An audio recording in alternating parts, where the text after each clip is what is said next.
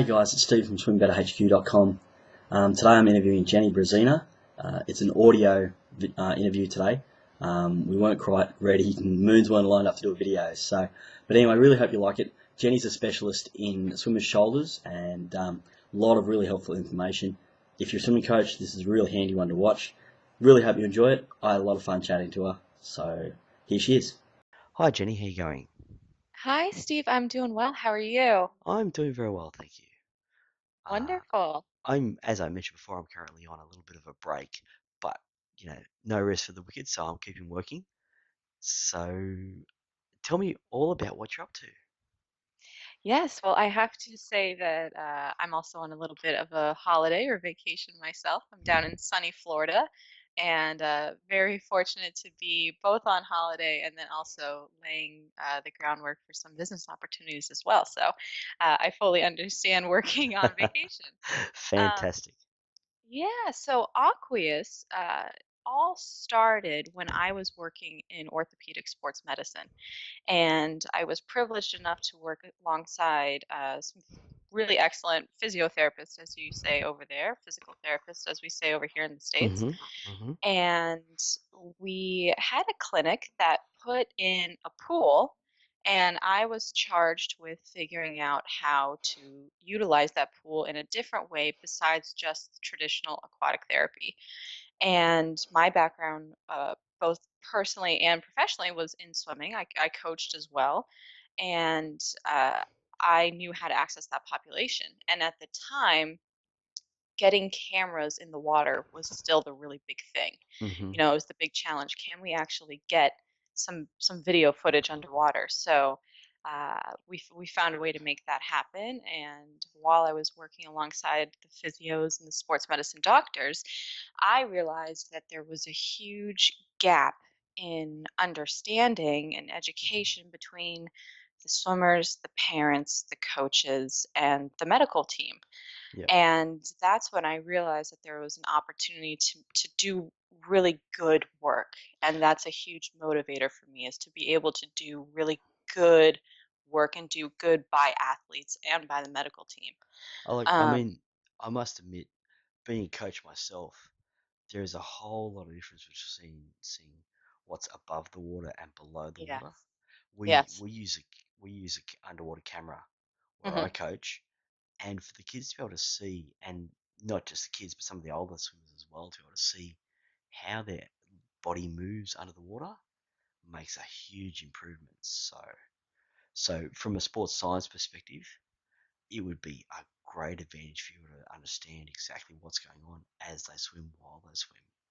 Yes, yes. And at the time, I was doing my master's work, both in or also in exercise science, and I am a sports scientist and a corrective exercise specialist. So my perspective and my specialty is understanding how the body is moving throughout the stroke cycle within that aquatic environment, and how we can manipulate the musculoskeletal system to perform its best or to recover properly.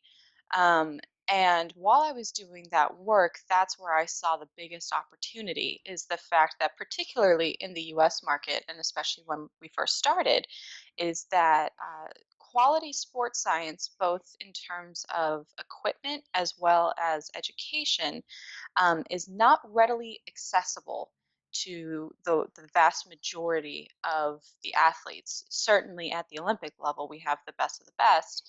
Um, Hmm. but since we have such a large swimming community here in this country, the way that it's set up is that each individual club um, pretty much runs as its own business, or you're a part of a little bit of a larger swimming community or swimming Yep. organization, but even that is its own business, Yep. um, which I've learned is different than some of our other swimming communities throughout the world. Well, in saying that, I must admit Australia is along the same lines. Yes, yes, It is very much a, well, if you want to be a coach, then you're a coach. It's not really, there's not a whole lot of progression, right. and especially when it comes to sports science. Hmm. For example, I'm not an overly big fan of the way that you become a coach in Australia. It's a weekend course. It's a certain amount of hours with another coach, and just because they're a coach doesn't mean they're a good coach. Yes, isn't that always that's always the struggle, right? And Yeah. that's what I was seeing in the clinical world too, is just because I was standing alongside who I consider to be a great physiotherapist. I mean, very talented, very well educated, very respected. When I put them in front of an aquatic athlete, they had no idea what to do Mm-hmm. because they did not understand the unique challenges that came with that athlete and with those movement patterns in the water. Mm. And that is what Aquia specializes in. Right. So what we do is we make high quality sports science, both in terms of education as well as, or in terms of educated professionals as well as technology, and we make it accessible. We know that according to the research, I mean, there's definitely research that's backing this. Some of the top 8 reasons that coaches are interested in even discussing video analysis or sports science, particularly here in the U.S. Biomechanics is number one, Mm-hmm. uh, but sports medicine and injuries are at the very bottom of the list. And yet, Really? swimming has some of the highest injury rates, though. So that's how we even see that the gap in education continues, it persists. So just on that, for example, we recently changed our program to include a lot more butterfly, Hmm. purely for the basis of improving fitness and strength. Hmm. Hmm. And as a blowout, we've received feedback on a lot of kids receiving shoulder injuries and, Hmm. pulling up going, oh, I've got a sore shoulder and, is that. And you sort of, as a coach, think, is it growing pains? Is it a shoulder Oh, I love injury? that. I You know, love the phrase growing yes, pains. yeah. So from a sports scientist perspective, Hmm. what's what can coaches look for to distinguish between being a growing pain or the kid just going, oh, I don't want to do it, I'm just tired. Is there anything Yes. coaches can see or Oh, absolutely. And yeah? I think this is where the growing field of sports science itself is charged with educating the community about what we do. Mhm. You can be a sports scientist that specializes in nutrition, in more exercise physiology, lactate testing, I know is particularly popular, um, muscular modeling, muscular movement patterns, Mhm. which is more of my specialty. And anytime that we are looking at an athlete that's saying growing pains, I always look holistically first and then funnel into the specifics. Mhm. Um, so, holistically speaking, what is their biological age versus their developmental age? They might be Okay. they might be 14, but they might have the body of a child still, or they might have the body of a grown human. Um, but developmentally, it might look different. So there's always a gap between biological and development when we're dealing with adolescent athletes.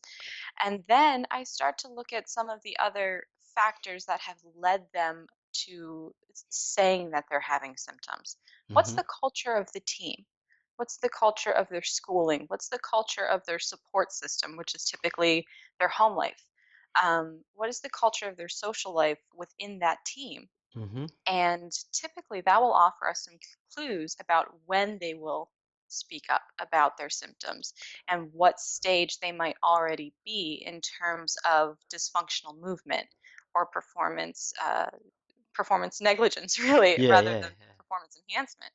And then from there, we will take a look at the stroke analysis, and we specialize in doing a 16-point analysis Okay. throughout the stroke cycle. And that's when we get more into the anatomy. So we go Right. holistically, and then we work down into the anatomy.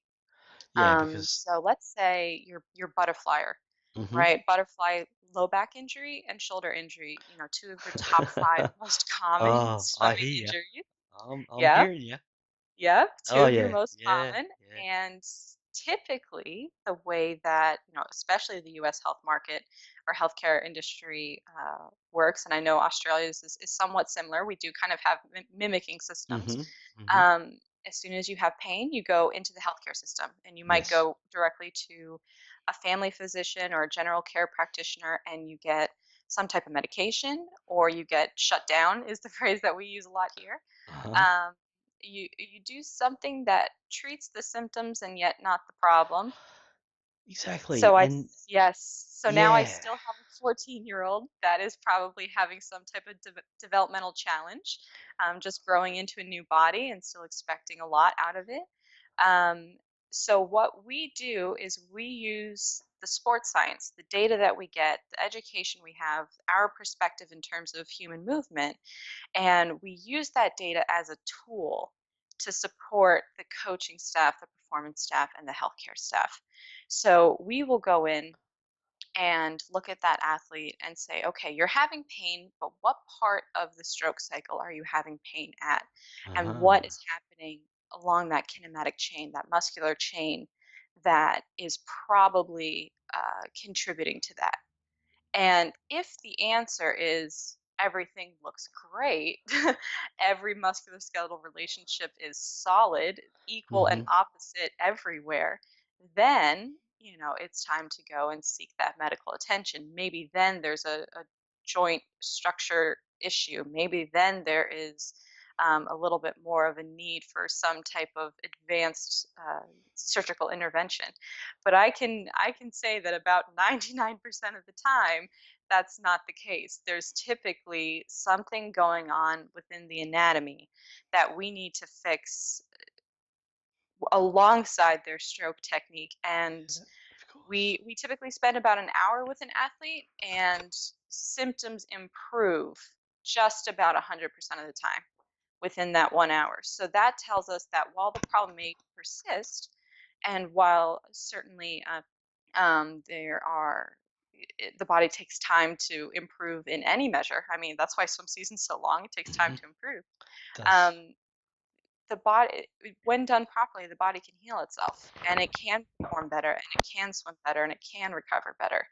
And that's really how we see the benefit of sports science, is that we can use it to, meet those top needs and top interests for coaches: the biomechanics, the exercise physiology, the recovery, the race analysis. We can do all of that, and yet the biggest strength that we have is accessing those huge gaps that we know are important and we know are negatively impacting our athletes' experience, and yet that education gap just keeps it at the bottom end of people being interested.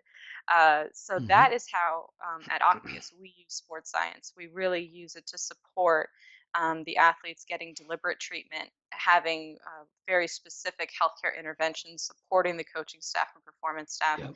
and ultimately providing a really great experience for the athletes, because you can swim for your entire life, and we don't like to see athletes burning out at 14. Yes, exactly. And that's just it. When like excuse me, if you're a coach and you're coaching, like my ideal situation is I've got 30 kids in the pool at one time. Hmm. You can't tailor that whole session, to each Exactly. individual.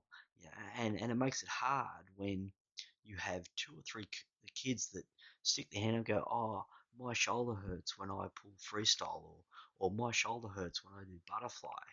You sort of go, okay, well, um, see how you go, do freestyle for the next couple of Right. laps, and back off, and you play all those different cards. At the end of the day, it doesn't fix the problem. You're actually dancing around the problem, and you're not going, well, hang on a second, why are you having these sort of shoulder problems? Why does your shoulder hurt? Where does your shoulder hurt? When does your shoulder hurt? Right. You know, does it hurt when you do breaststroke? Does it hurt when you do freestyle? Does it hurt when you do butterfly only? When Right. is it, and as a coach, you can't spend the time with that one um, athlete or that one swimmer when you've got a whole other bunch of another 29 swimmers in the pool. I'm fortunate enough that I have assistant coaches, and Right. we all work as a team. Um, one of my coaches is actually a personal trainer. Another one is studying to be a sports scientist, like yourself. So, you know, we have two on deck. So I can say to them, righto, well, look, you've got the expertise. You go and sort that out and get me the Hmm. detail and come back to me. But I mean, it would really help to be able to go, well, hang on a second, where can I learn more about how I can sort of prevent these injuries rather than having to just dance around and say, "Oh, you'll be right, mate. Tough it out." So, so you actually provide training services as well. Is that correct? Yes, Or you're so looking we to will do that? actually, to speak to your last point, I think we do a disservice to coaches when we expect them to be able to do it all. Mm-hmm. I don't think it's fair. I don't think it does right by the profession, and I think it really overlooks the fact, the value that each one of the specialties within the entire field of human movement has. A really great coach is so much more skilled in building a relationship with an athlete than maybe I am. You know, Mm-hmm. they know what it takes, and that's their specialty, and they know what it takes to have really engaging practices, and that is their specialty, and they should be given uh, the room to make their craft an art. Absolutely. Um, and myself as a sports scientist, you know, I did not want to be a sports medicine physician, right? So don't Mm-hmm. ask me to do a surgery. Mm. A surgeon did not go to school to understand the full rehabilitative process and the art and the science of the ins and outs of that recovery process. So don't Exactly. ask them to do that. So I I think, suppose looking at it from a business perspective, if you yeah, own a business, yeah, then you will go and see an accountant to sort out your books. exactly, You will go and see a marketing professional to sort out your marketing.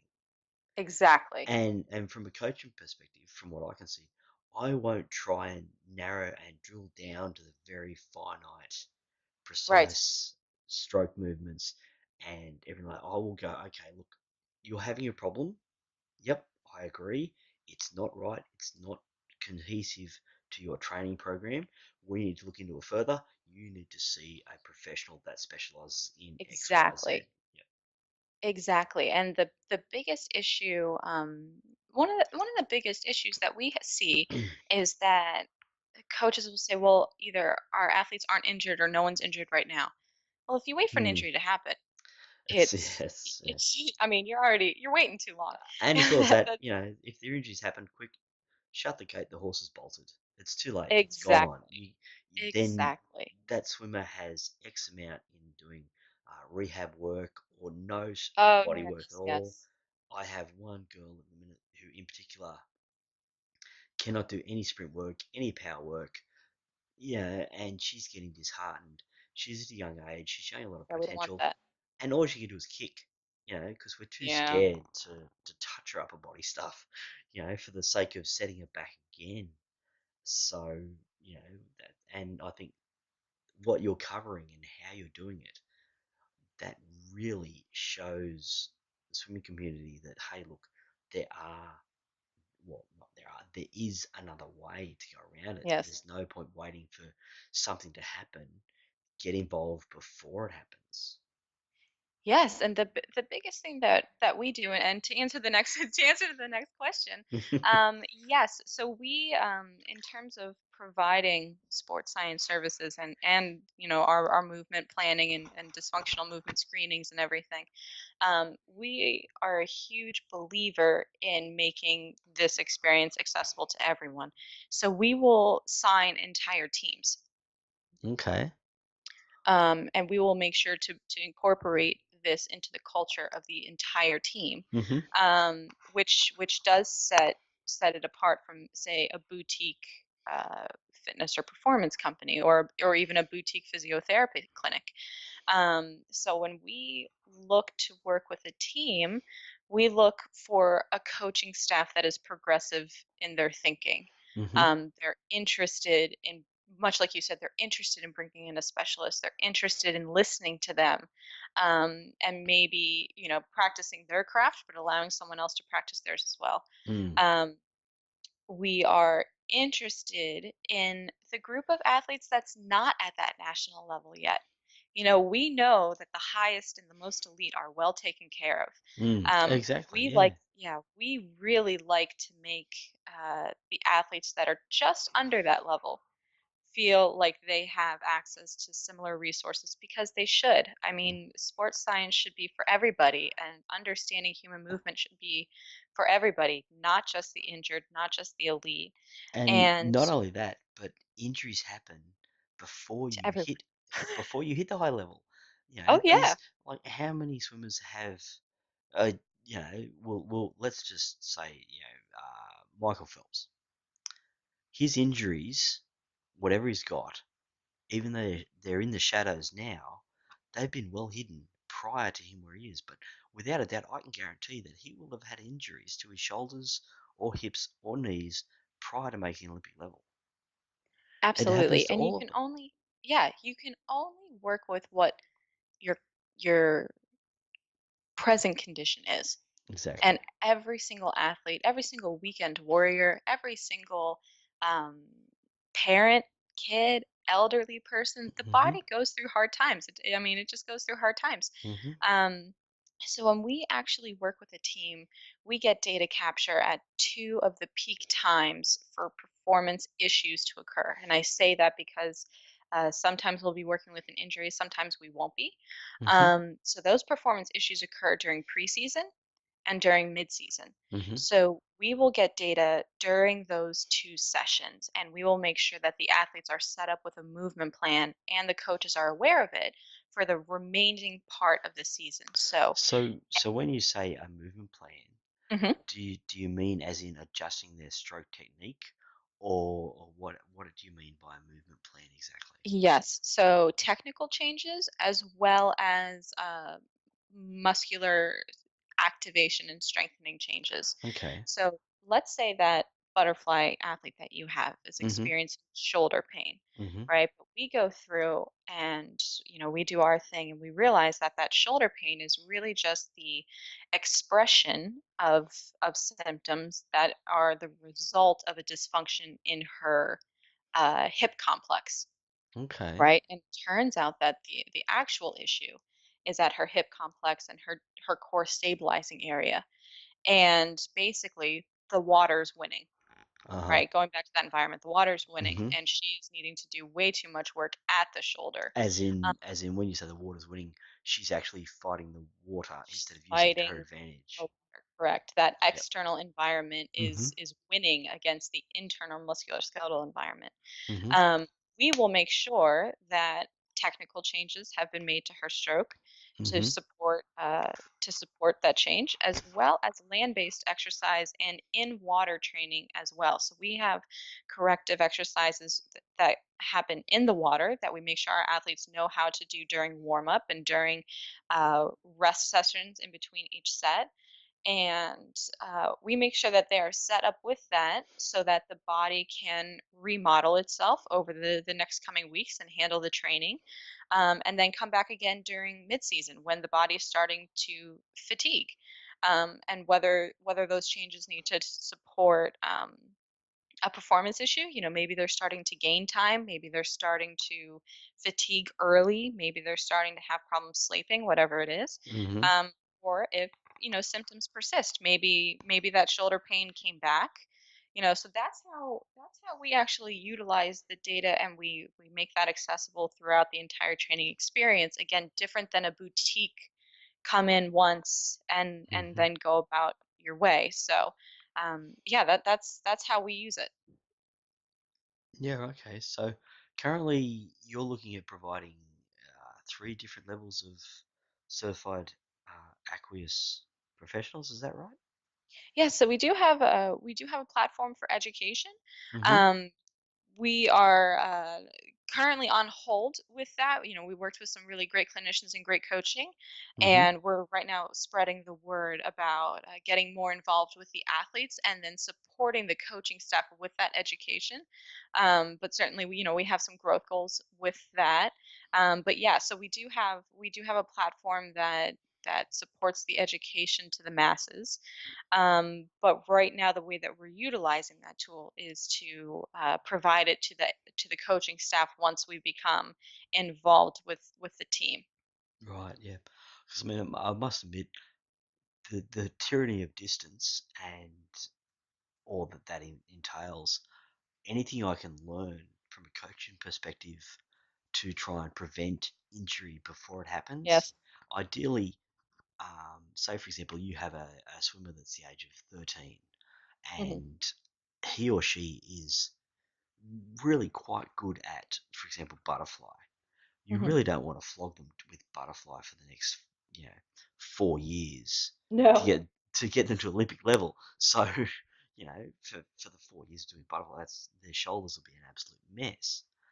So moving forward, from my perspective as a coach, I want to be able to know that I am, conditioning them and training them and using the best techniques possible to actually progress them forward so that they're not only just good at butterfly, for example, but they're also good at their IMs as well.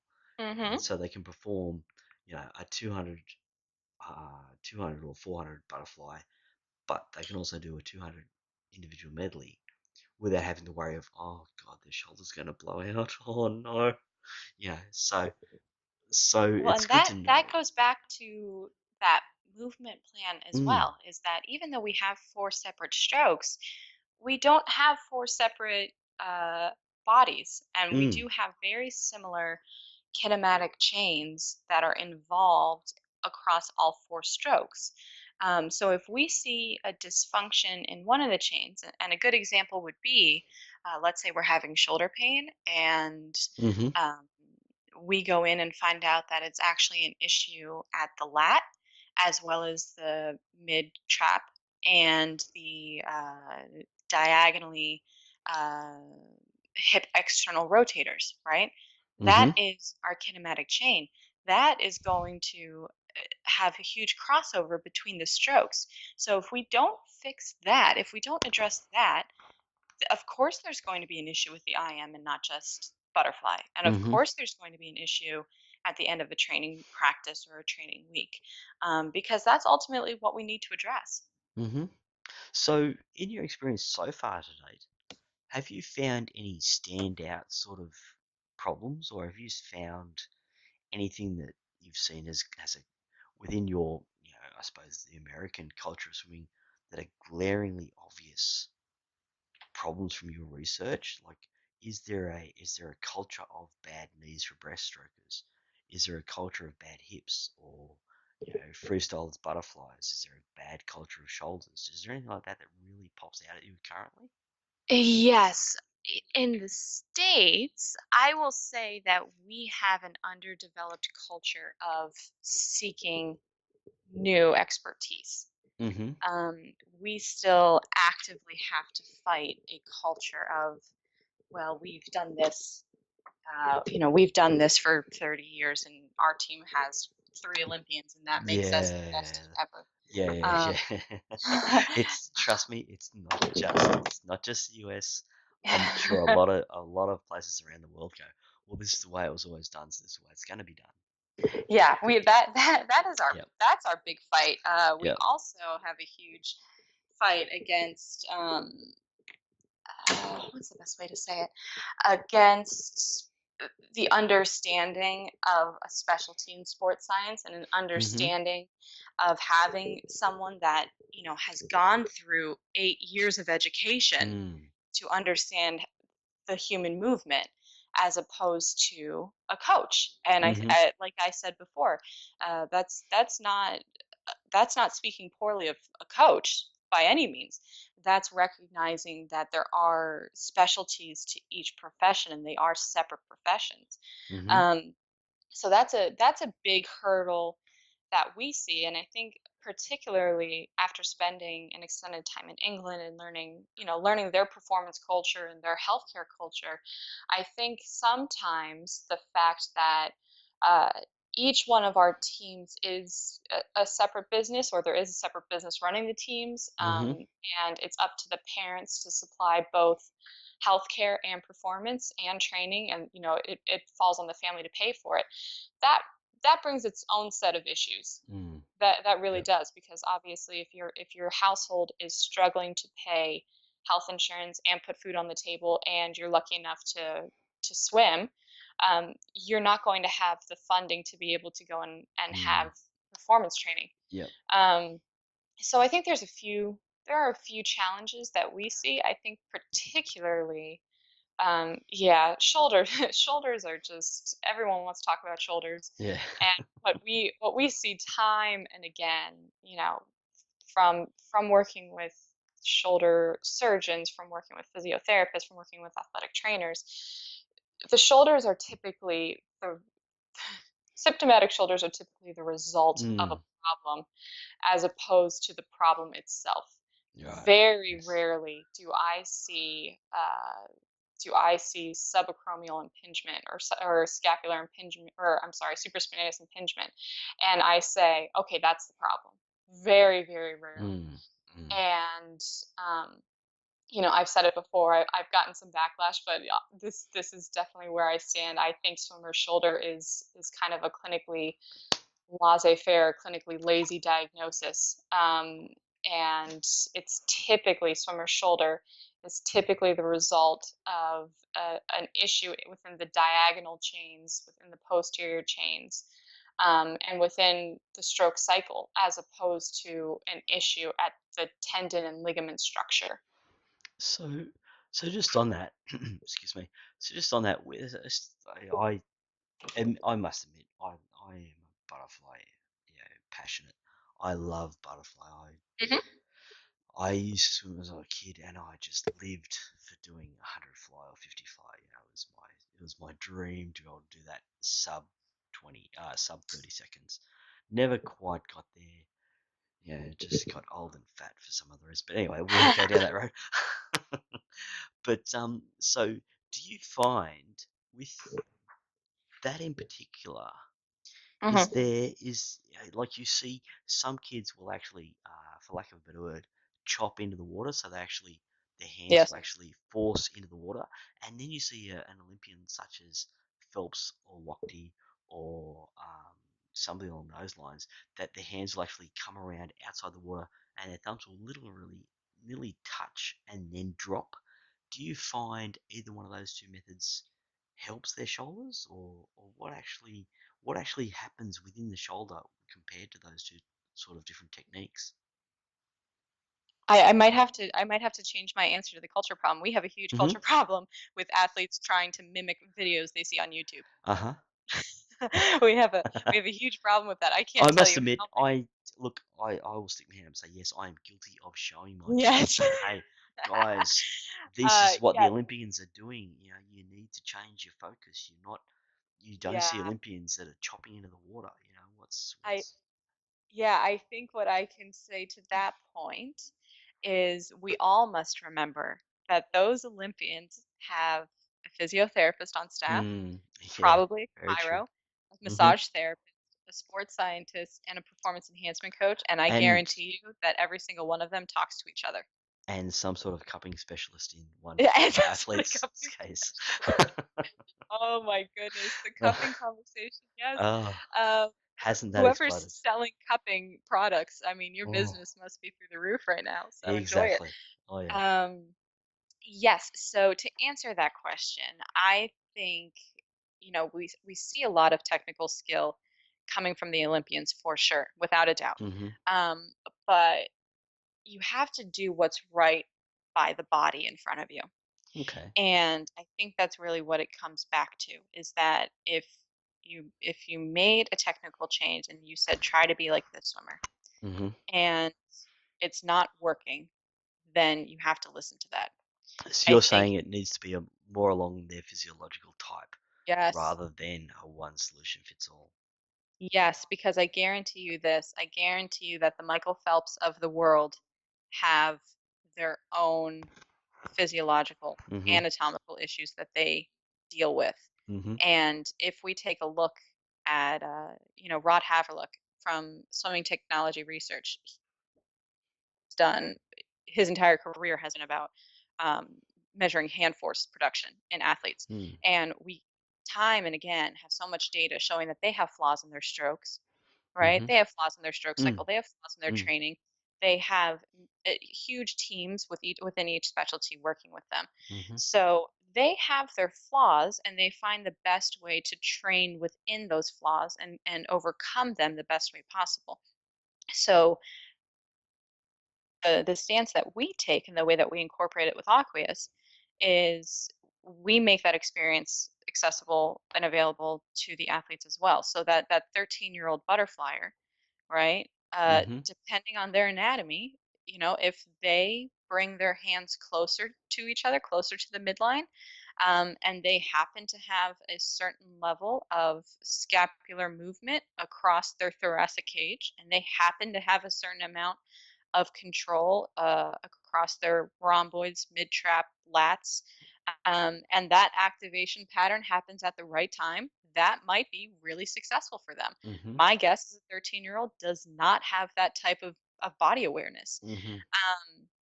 So there are ways that in which we support a similar technical change with respect to the body, and that comes back to the anatomy and understanding when a joint works at its best, when a muscular is activated at its best, Yep.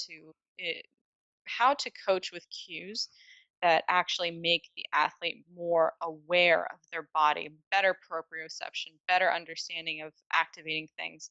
And I think that is, again, going back to that question of just Mm-hmm. challenges in coaching, I think empowering our coaches with better cues is something that we do really well. So let's say you and I are on deck together. I can show you exactly what I just saw and say, okay, when you're coaching this athlete or when you're coaching any athlete and you see this in the water, this is the cue you want to say, right? As opposed to Ah, kicking your hips, we can say, go and do this cue when you see this happening in the water, this that cue would when they're be saying through the pain.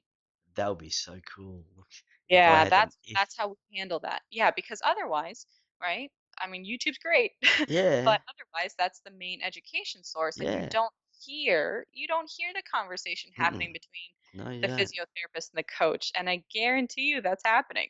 Oh, yeah, without a doubt. I mean, like to most coaches that actually listen to this, they will have looked at the Speedo series of swimming Uh-huh. technique, or they'll have looked at Go Uh-huh. Swim, or they'll have looked at something like that and gone, oh, okay, yep. Well, my kids have got to get their shoulders forward more, and they've got to have their Oh palms yeah. up further round through their stroke, or they've got Oh to get their yeah. hips up through their stroke. And I'll admit, I'm one of those coaches that's gone, well, hang on a second, the Olympians are doing it this way, so they're spending all the money, all the time, all the research doing it a particular way. Let's do it their way. Let's just follow what they're doing. But at the physiological time of the athlete, it might not be cohesive to do it that way. Correct. Yeah, Correct. wow. Oh, look, Jenny, Yeah, correct. if I had the money to follow you out to my squad, I'd do it within a heartbeat. This is awesome. I'm loving this. This is great. So Oh, moving well, on. I certainly appreciate that. And hopefully with enough listeners, we could get that put together because Yeah, I'd love to for come out sure. and work with your athletes. Sometimes there are ways for us to do it virtually. So Yep. I'm sure this won't be the last time you and I speak. And I'm Oh, just so excited to help you get this platform off the ground. I know thank when you. we were talking in the pre-show, you said, four coaches, bi coaches, four swimmers, bi swimmers, Exactly. and I just love that. So I Yep. look forward to speaking again and No, that'd be great. So want to just have a quick chat about any of this. I'm always yeah. available. You can find my contact information through aqueous.co. Hmm. And yeah, I read all my emails. So I'm the one that answers them. I read them. So please feel free to reach out. I'm more than happy to have Oh, another chat with anyone. look, absolutely, and I'll put all your contact details on the podcast and on the video and Awesome. on the website, and it'll all be there for anyone to contact you whenever. So just winding up, if if you were to see a young coach on the side of the pool, what Uh-huh. would be some bits of advice you could give Oh, goodness. That is such a good question. I love working with young coaches because they're hungry and they them? don't have an ego yet. And I think, Yes. Oh, I think there's how a many? negative connotation when we talk about ego, and that's not how I Oh, mean look, it. I know, but I Yeah, must admit, I think, there are yeah, there are I a lot of think, coaches out there that will go, "It's my way or the highway." So, right, right. but anyway, as you were saying, I think when you're young, yeah, I think when you're young and you're hungry and you're of this generation that has access, to podcasts and to sports science education and to continuing education, and this is very much where the industry has grown. I mean, the sports medicine and human performance industry grows at an incredible rate over the last 5 years, and is positioned to grow billions and billions of dollars over the next few years. Um, when you grew up in this culture and you have access to this, I have found that the young coaches are hungry to have these conversations, and hungry to bring the best to their athletes. So I think the best advice I could say is to stay hungry and keep reaching out and keep getting educated and keep having the conversations that stem from, why do we do this, and what if we did this. And I love the question, what if we did this, because that keeps us all creative and it keeps us Mm. all asking questions, and Yeah, that's how progress exactly. is made. Yeah.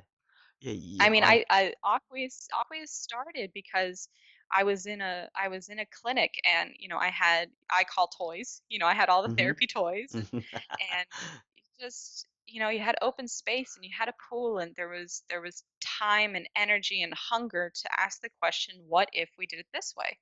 And Aqueous is the result of that. And I wholly and solely agree.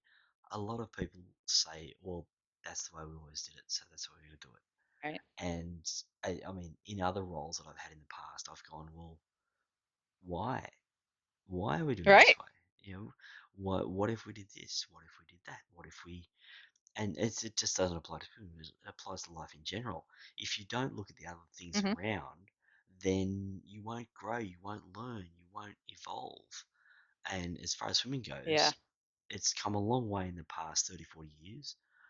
We had the skin suit era, and everyone's gone, oh, no, skin suits, you can't go any faster.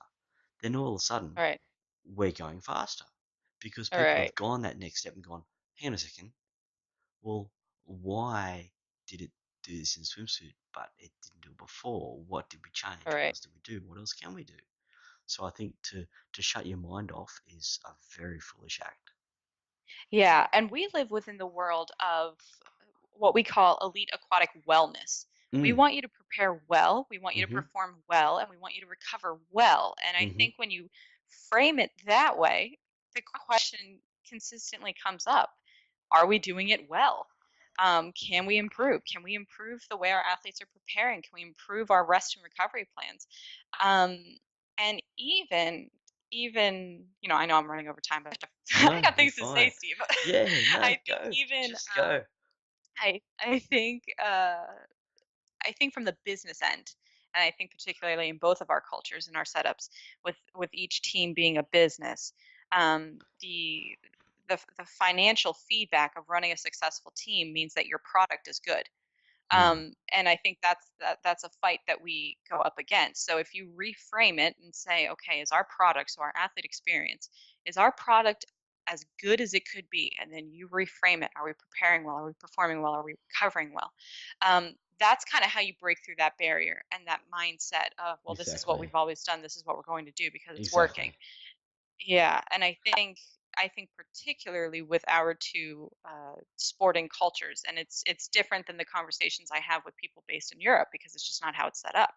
Um, we have to reframe it as a business, Yep. and the athlete experience is the product, and Mhm. you can always every company looks at their product and says, is it the best that it could be, and can we make it better? Yep. Um, and Exactly. and that's what And they have to do. yeah, and the coach has to look at themselves. It sounds, it doesn't sound quite right, but a coach has to look at themselves as a business manager. Yes, They absolutely. have to Oh go, hang on a goodness, second, absolutely. my product is developing excellent, outstanding athletes. Yes. Okay, so therefore I need to have the best, um, sports scientist. I need to have the best physiotherapist. I need to have the best nutritionalist. I need to have the best human movement specialist. You can't just go, I'm a coach. Yep, I'm going to coach these kids. And I think the product you're delivering and you want to put out there actually helps coaches in going, okay, well, I've produced, in Australia, for example, I've produced state swimmers that have achieved first, second, or third. I've had a kid in every final of every state championship race for the past 5 or 6 years. So therefore I'm a great coach. Okay, that's great, but Hmm. why aren't your kids going to nationals? Right. Why aren't Right. those kids going to international? Why aren't they making Olympic squads? What's happening for your kids to drop off afterwards? And I think the product that you can provide and the service that you can do will actually help coaches go, well, hang on a second, are my kids getting to state just just missing out because of human movement or because of injury or because of this, that, and the other? So I think what you're doing is a huge benefit to the coaching fraternity. Well, I really appreciate that. And yeah, I think when we're dealing with a system where the financial cost does go back to the parents, Mm, that coach, as the business owner sometimes, or as the business manager often, um, will see it as, oh, well, you just want to pass it. Well, we already charged them enough, right? mm. We get that a lot. Yeah, we get that too. Um, but if you look at it and say, okay, well, this is how we're enhancing the athlete experience, and this is what makes our club team different. Mm, You get more people. It benefits your business, and there is a return on investment for reevaluating your product and saying, what can we do better? What mm, if we did this? There is proof in numbers. So I yeah, I think that the topic of running a team as a business, I think we underestimate coaches. Uh, they they are business people, and I think yep. when they see themselves as that way, those are the coaches that we work really well with because they Mm, get it. They get the fact that their team is a business. They get the fact that they have a product, and they see the value in reevaluating that product and seeing what they can do to make it better because there is growth in their team. yep. No, absolutely. So just wrapping up, Jenny, if someone wanted to get in contact with you and want to learn more about the Aqueous, and I'm sorry if I've pronounced that wrong. Like I said, It's okay. it's the accent that's That's just okay. thrown No us out. worries. How would they do that? How does someone actually contact you and say, hey, look, yes, I'd love to sign up to be a certified practitioner or a performance specialist or a coach? Yeah, so I think we might just have to do an Australian tour and do one flight and come out and see a bunch of teams and host a couple courses. I think that's Oh, probably the best way to do it. look, hell, I've got a spare room. Perfect. Okay. So yeah, reach out to me, Jenny B at aqueous.co. JENNI, as in boy, at aqueous.co. Like I said, I answer all the emails, I read all the emails. So that's really the best way to get in touch with me. And we can start a conversation from Hmm. there. And hopefully you and I can put a trip together. Yeah, for sure. Look, once again, I'd really like to thank you for your time. It's been Oh, it's my absolutely pleasure. fantastic talking to you, and I wish you all the best in the future. And yeah, from looking at your website, I am very keen to find out what's involved about a certified Aqueous coach. I mean, Yes. that's the least I can do. My sports science and everything else isn't probably quite at the same level as yours, and I'll never pretend to be. But at least a certified Aqueous coach would be pretty cool. Yeah. Well, hey, think of it this way. My coaching will never be where yours is, and that's the beauty of the field. So, Exactly. all right, Steve. Well, thank you so much for having me on. I absolutely love your platform. I look forward to listening to all of your upcoming interviews and your past ones. And I definitely encourage anyone. So I really hope you enjoyed that interview with Jenny. Like I said, lovely lady. If you got any questions, feel free to send me an email or comment on the page or hit me up through Twitter or Facebook or Pinterest or any of the mediums that I'm usually on, all of them. Just look up Aussie Swim Coach and I'm there. If you need a hand from Jenny, her details will be in the show notes. So really hope you have a great day, guys. And I got to get down to the pool, so I better get going. Enjoy your day, and I hope you're swimming better. Cheers.